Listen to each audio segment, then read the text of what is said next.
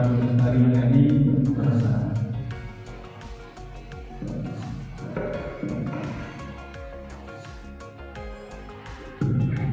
Assalamualaikum warahmatullahi wabarakatuh. Sebelumnya saya berterima kasih sama Mbak Esa.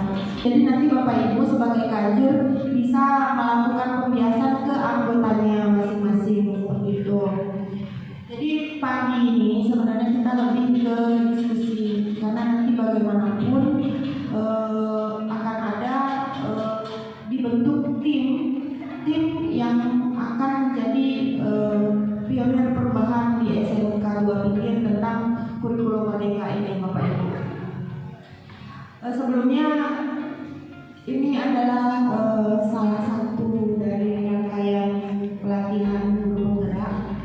Jadi fasilitator saya adalah Eri Arisna Nasution. Bapak ini dari Tanjung Pinang. Kemudian ada Ibu Hayati, pengajar praktiknya Ibu Hayati ini guru SMP Negeri 1 Pinggir.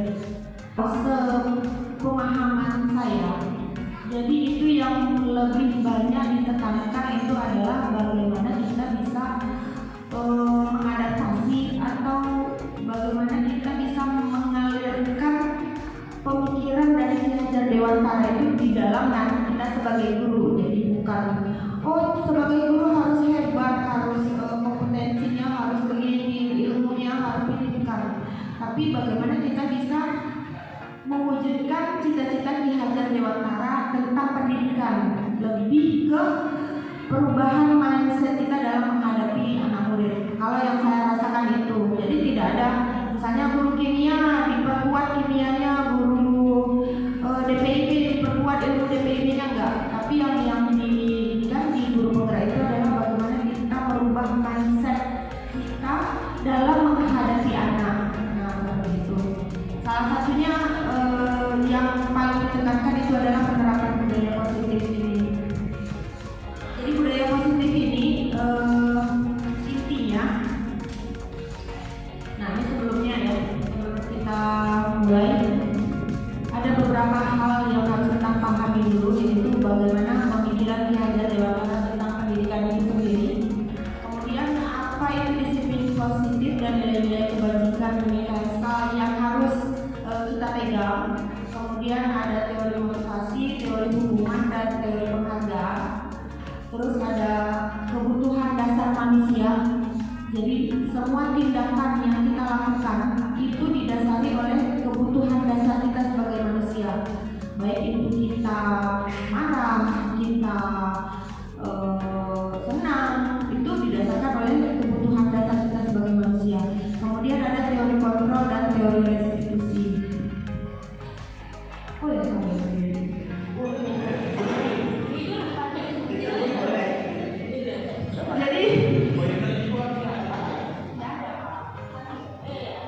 Jadi yang pertama adalah budaya positif dulu. Apa itu budaya positif?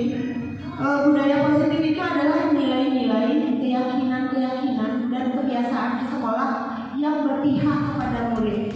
Jadi di sini tujuannya cuma satu, agar murid dapat berkembang menjadi pribadi yang memiliki profil pelajar Pancasila. Nah, profil pelajar Pancasila ini kalau kita kan biasanya karakter ya. Profil pelajar Pancasila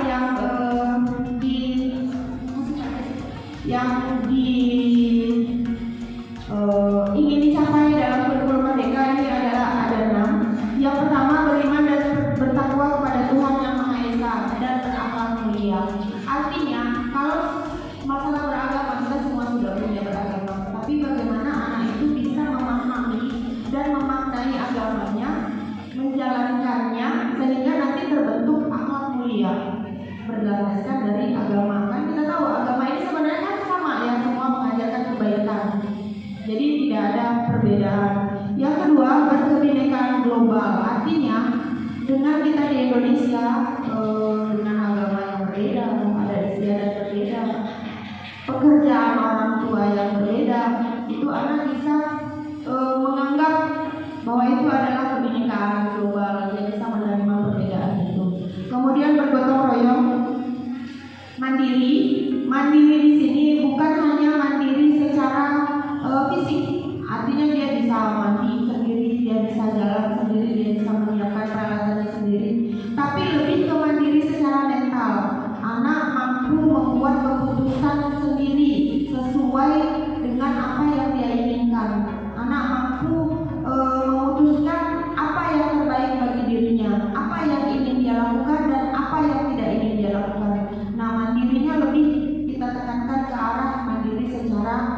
spiritualnya, mentalnya Pak. Kemudian bernalar kritis dan kreatif. Sebelum kita masuk ke slide berikutnya, jadi yang penting itu adalah kalau saya lihat waktu pertama kali itu rasanya terinspirasi.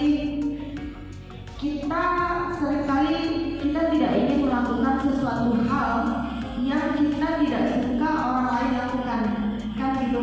Kita dimarahin orang, kita juga tidak ingin jadi pemarah karena kita tahu dimarahin itu gak enak, benar gak? Nah terus kalau misalnya nih sebagai guru kan kita pasti punya, dan kita SD, SMP, SMA pasti ada beberapa tipe guru yang membekas di otak kita. Oh, ibu ini baik. Oh, ibu ini saya terinspirasi oleh ibu ini. Oh, saya tidak suka dengan bapak guru ini. Pasti ada beberapa orang guru. Nah, bagaimana kita bisa memaknai itu bahwa sekecil apapun perbuatan guru-guru kita dahulu itu membentuk karakter kita. Saya cerita sedikit ya Bu. Saya dulu ingin jadi dokter, tapi tidak mungkin dengan keadaan orang tua. Yang harus kita sadar sebagai guru, kita bisa menilai orang lain, menilai guru-guru kita. Kita memaknai guru mana yang bisa menjadi inspirasi kita. Kita pasti menilainya seperti itu. Nah, nanti guru mana yang kita tidak ingin seperti itulah kita sebagai guru. Nah, itu dulu. Jadi Bapak Ibu pasti punya dalam pikiran masing-masing, saya ingin menjadi guru yang begini, saya ingin menjadi guru yang begitu. Nah, di kurikulum Merdeka itu sesuai katanya Merdeka, kita dibebaskan menjadi siapapun yang kita inginkan, asal tetap tujuannya adalah demi kepentingan murid.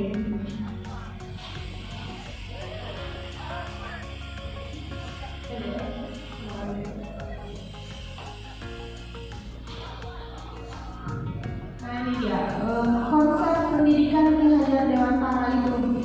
Jadi menurut Ki Hajar Dewantara, pendidikan itu bukan mencetak anak, tapi kita hanya memberi tuntunan terhadap segala kekuatan kodrat yang dimiliki oleh anak untuk mencapai keselamatan yang setinggi-tingginya, baik sebagai seorang manusia maupun sebagai anggota masyarakat.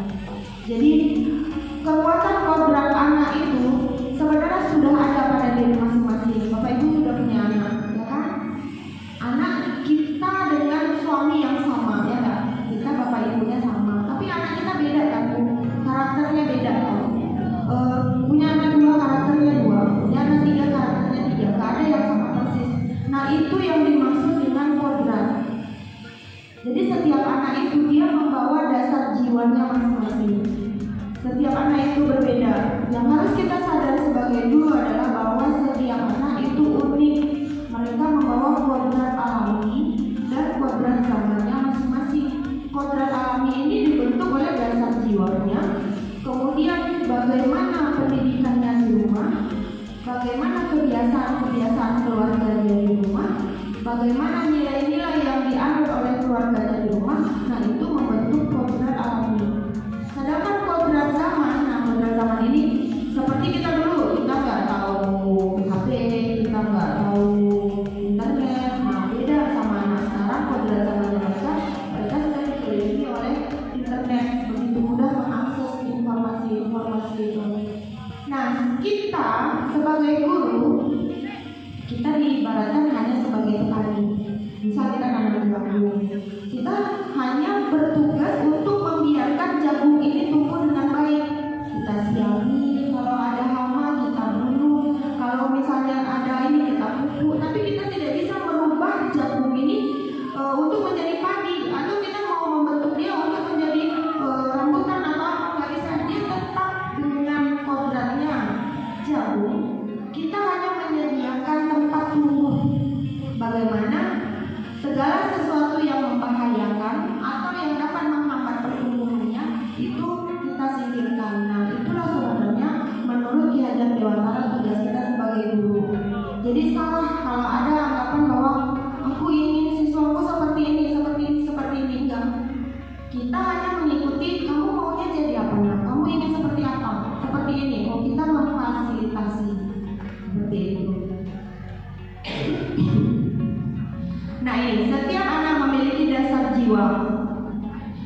keadaan jiwa yang asli menurut kodratnya sendiri dan belum dipengaruhi oleh lingkungan atau keadaan di luar diri. Ada 3. Yang pertama itu kepercayaan bahwa setiap anak yang dilahirkan adalah kertas kosong. Kita sebagai orang tua atau sebagai guru bebas menulisnya sesuai keinginan kita. Nah, ini sudah dipatahkan oleh penelitian. Nah, yang tadi kita melahirkan anak kembar aja wataknya beda, artinya dia sudah punya dasar jiwanya masing-masing. Kita tidak bisa membentuk dasar jiwa itu. Kemudian yang kedua, ada aliran negatif bahwa anak itu sebenarnya lahir sudah ditulis, dia sudah ada wataknya. Jadi mau gimana pun kita nggak bisa merubah. Apapun yang kita lakukan, kita tidak akan bisa mengubah karakter anak. Nah, ini juga salah, karena walaupun dengan watak yang sama, anak bisa dibentuk dengan karakter yang berbeda sebenarnya. Nah, jadi yang dipakai sekarang itu adalah aliran yang ketiga, yaitu aliran convergent theory, di mana anak itu dilahirkan sudah penuh dengan tulisan watak baik dan watak buruk, karakter baik dan karakter buruknya. Tapi bagaimana kita bisa menebalkan karakter yang baik dan membuang karakter yang buruk dengan tidak menulisnya atau membuatnya suram sehingga lama-lama hilang saya. Memang ada beberapa anak yang karakternya itu memang susah. Ada anak yang kita nasihati sekali, kamu bisa, dia cuma butuh dorongan sedikit, dia bisa jalan. Ada anak yang harus didorong terus nggak jalan-jalan juga. Nah, itu balik lagi, berarti untuk anak yang seperti itu memang dia kebutuhannya lebih berbeda dari kawannya. Mungkin itu pembahasannya di pembelajaran berdiferensiasi. Oke, kita lanjut. Bagaimana semboyan kita sebagai guru? Nah, ini kan udah sering dengar. Ingarso sungkulodo iman dia mangun kasa tururi handayani. Ini adalah hal pertama yang harus dilakukan kawan guru. Jadi guru itu hanya mengajarkan, kemudian dia mendorong, menyediakan jalan di tengah. Kalau misalnya anak mentok, guru menunjukkan jalan dan yang terakhir dia mendorong. Nah, kemudian guru pendidikan itu sebagai sistem among. Among ini artinya ngomong. Karena mungkin dia hanya di orang Jawa ya, jadi istilah-istilahnya itu Jawa semua. Sistem among itu artinya ngomong, artinya guru menyediakan hati seluas-luasnya kepada siswa. Jadi kalau lebih ekstrimnya itu malah kita menghamba kepada murid. Lebih ekstrimnya kita menghamba kepada murid, artinya semua yang kita lakukan itu hanya untuk memenuhi kebutuhan murid. Bukan berarti murid langsung suka-suka sama kita, enggak, tapi ada batasannya. Seperti misalnya kita di hutan, ada monyet bisa manjat, ikan bisa berenang. Di kurikulum mereka itu yang ditiadakan. Jadi anak kalau dia manjat dia manjat, tapi kita usahakan bagaimana dia manjatnya jangan sampai jatuh. Nah, kalau dia berenang dia berenang, tetap dengan minat dan bakatnya masing-masing serta kemampuan dasarnya. Kemudian setiap anak didik memiliki potensi sesuai dengan garis kodrat. Jadi sudah ada mereka kodratnya masing-masing yang tidak bisa kita ubah, yang hadirkan langsung dari Allah kepada dia. Kemudian yang ketiga harus memberi kesempatan seluas-luasnya dan dorongan kepada anak didik untuk mengungkapkan perasaan, pikiran dan perbuatannya. Jadi di sini artinya anak diberikan kesempatan seluas-luasnya untuk mengekspresikan diri. Kemudian mengupayakan atau memfasilitasi agar anak pembinaan mengarah pada kemampuan anak didik untuk mengolah hasil temuannya. Nah, ini yang dilakukan oleh Pak Polres tadi ya, Pak Polres. Jadi anak itu difasilitasi, dia tetap nanti dia yang mengekspresikan sendiri hasil temuannya terhadap apa yang kita lakukan di proses pembelajaran. Nah, semua aktivitas PAMONG ini difokuskan hanya untuk kepentingan pengoptimalan potensi yang ada pada diri anak. Nah, kita lanjut disiplin positif. Disiplin positif ini adalah penerapan disiplin tanpa kekerasan. Bagaimana kita bisa merubah paradigma kita pada akhirnya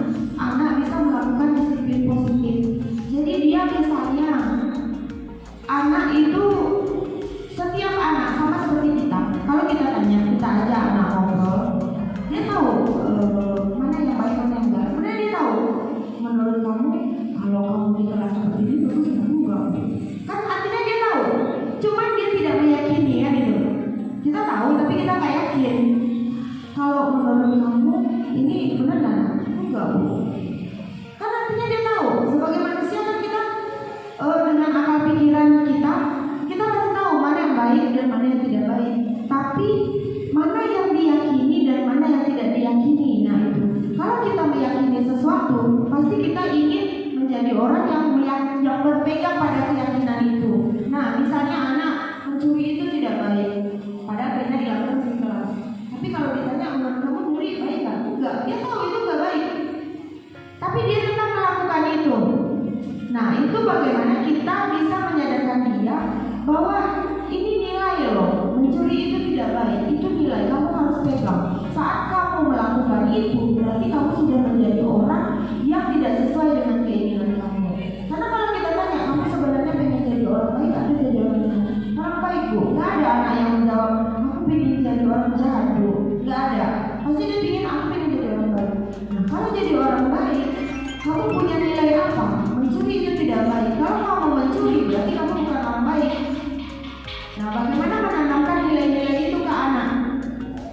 Jadi untuk mewujudkan disiplin positif, guru harus memahami perspektif murid terlebih dahulu, membangun empati, mengutamakan pengaturan diri, kemudian mengurangi atau meniadakan hukuman, memperkuat kepercayaan dan memfasilitasi murid untuk dapat memecahkan masalahnya. Nah, nilai-nilai kebajikan universal ini harus diejawantahkan dalam sebuah keyakinan kelas. Nanti keyakinan kelas itu kita alihkan dalam sebuah keyakinan sekolah. Nah, itu diwujudkan dalam peraturan. Artinya, kalau selama ini kita membuat peraturan, sekarang dibalik prosesnya. Peraturan itu didasari dari keyakinan anak dulu. Keyakinan anak, kemudian di kelas, baru keyakinan sekolah, baru diwujudkan dalam peraturan. Jadi itu Pak. Peraturan itu didasari dari keyakinan masing-masing. Pada saat mereka melanggar, mereka sudah tahu, oh ini dilanggar, salah. Nah kalau selama ini kan enggak Pak. Tidak boleh begini, tidak boleh begitu, tidak boleh begini. Tapi kan nggak ada, maksudnya itu kenapa tidak bolehnya kan nggak ada. Makanya anak benci peraturan. Yang utama itu kita menjadi teladan bagi murid dan tidak boleh menggunakan kata-kata yang negatif, harus kata-kata yang positif. Jadi setiap kali kita melaksanakan konsekuensi kepada anak, kata-katanya tetap harus yang positif. Jadi jauh-jauhkan kata-kata negatif dan kita guru dulu yang berubah. Kalau anak terbiasa kita beri kata yang negatif, maka dia nanti juga akan terbiasa berkata negatif. Jadi harus positif, nggak apa-apa, wajar manusia salah. Tapi besok-besok kamu pasti bisa lebih baik. Harus memang jiwanya seluas samudra. Lanjut. Nah ini tadi memang harus ada kolaborasi yang baik. Jadi nanti kita akan ada bentuk tim di sekolah, terutama untuk wali kelas yang akan nanti berhubungan langsung dengan orang tua murid. Karena kalau kita setengah mati menanamkan budaya positif di sekolah, ya pada siap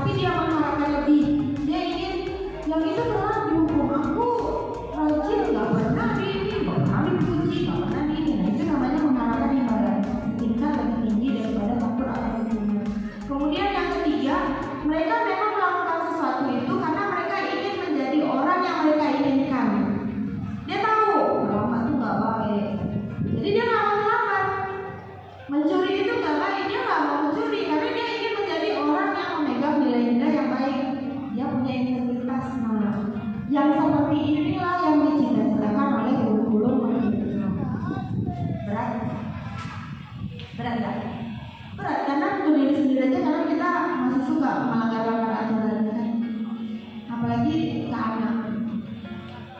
Nah, hukuman dan penghargaan. Penerapan hukuman dan penghargaan itu hanya motivasi sesaat. Misal kalau kita memberi hukuman, dia sesaat setelah dihukum itu aja dia takutnya, besok dia buat lagi, nggak takut lagi. Kalau penghargaan itu juga, penghargaan ini jadi kayak candu, Bu. Jadi kayak besok hari ini kita kasih penghargaan, nanti kamu ibu kasih misalnya teh botol.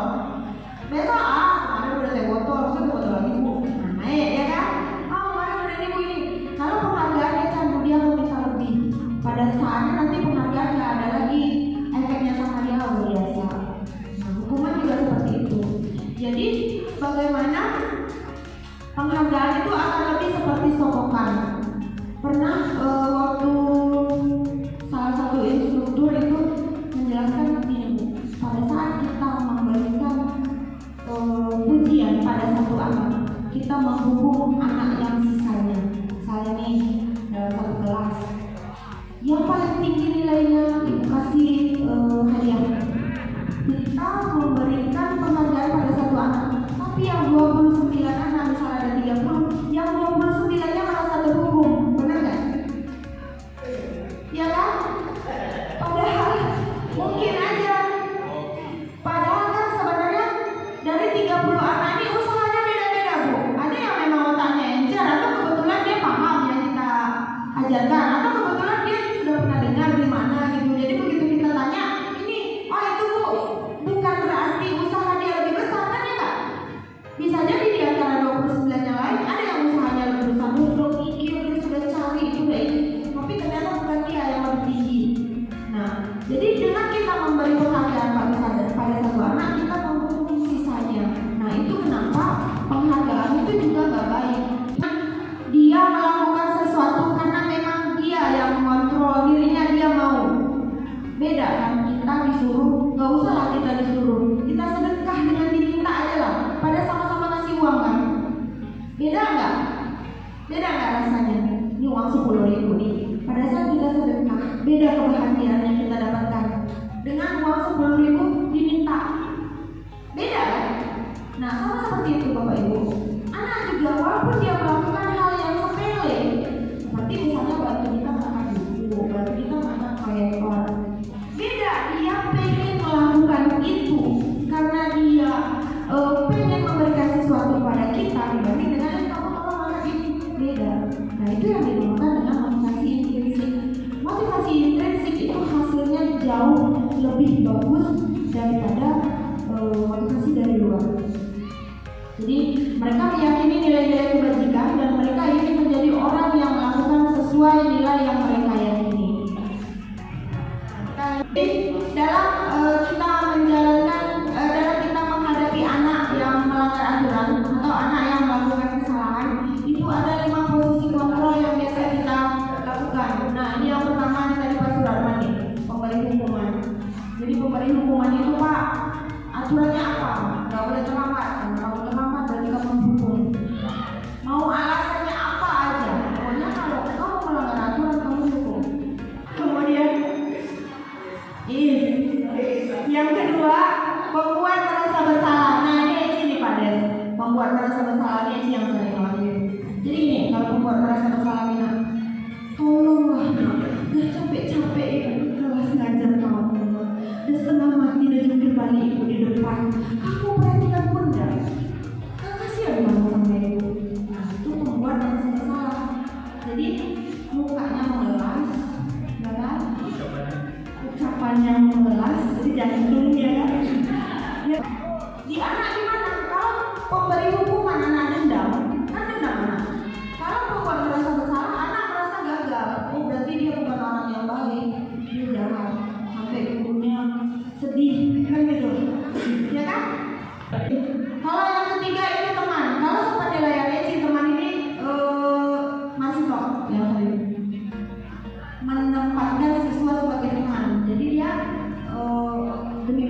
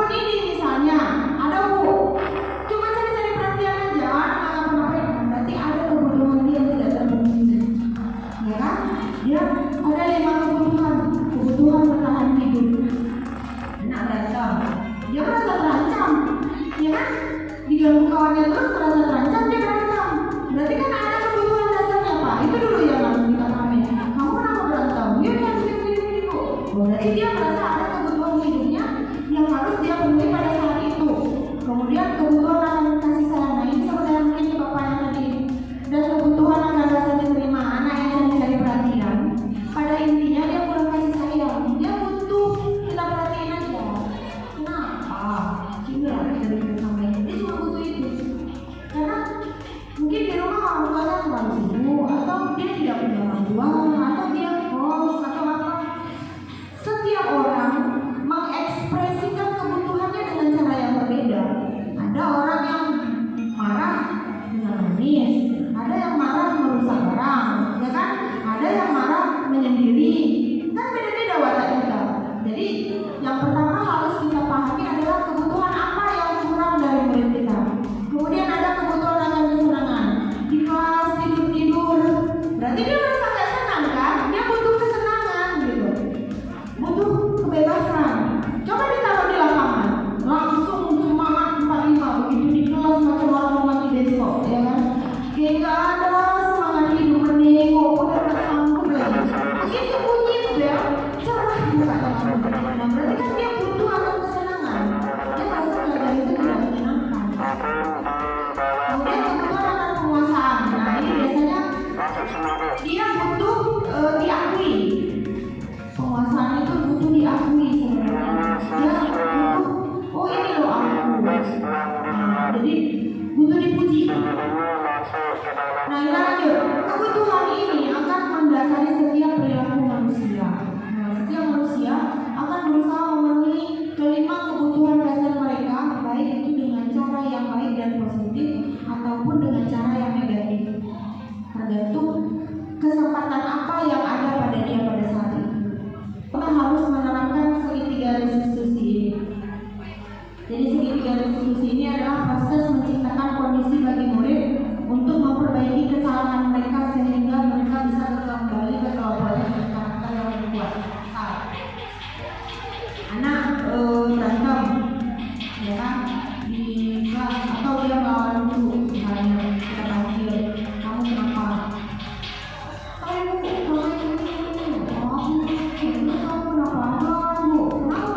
Iya ibu itu masa aku dimarahin di depan orang ibu, kan aku malu. Oh, yang harus pertama kali kita lakukan, kita stabilkan dulu identitasnya. Ini kan anak ini sudah merasa bersalah nih dengan kita panggil kamu ibu. Kan itu dia sudah merasa bersalah, dia tahu dia sudah merasa bersalah. Jadi kita stabilkan dulu. Oh, iyalah ibu. Kalau dimarahin di depan aku marah juga ibu. Kan gitu kan? Nah kalau kita sudah melakukan itu kan anak langsung merasa nyaman. Oh, berarti dia bisa bercerita. Dan iya bu, atau misalnya kamu berantem, kenapa berantem? Iya bu, aku diajak-ajaknya. Jadi diajak juga ngobrol ya dia. Itu kalau diajak ibu pukul juga ya orang tuh, kan gitu kan? Jadi distabilkan dulu tindakannya. Sampai kita tanamkan pemahaman bahwa wajar manusia itu berbuat salah, itu wajar. Nggak apa-apa, ini juga berbuat salah, ini manusia. Kamu manusia wajar berbuat salah. Jadi kalau saat anak sudah stabil, dia nggak lagi merasa dia jadi orang yang buruk gitu loh. Oh iya wajar, aku kan manusia, jadi aku harus marah. Oke, nah, kalau dia stabil identitasnya, baru kita validasi tindakannya. Validasi tindakan itu artinya apa? Bukan cuma dia yang berbuat seperti itu. Jadi tindakan itu sebenarnya dilakukan oleh banyak orang, hampir semua orang melakukan, tapi ada yang tidak melakukan. Nah kamu kalau orang yang melakukan berarti dia orangnya seperti ini. Misalnya kamu diajak orang, kamu marah, berarti kamu orangnya pemarah, ya kan? Tapi kalau kamu nggak marah, berarti kamu orangnya sabar. Kamu jadi orang yang marah atau orang sabar? Kamu kalau bisa jadi orang yang bisa mengendalikan diri atau jadi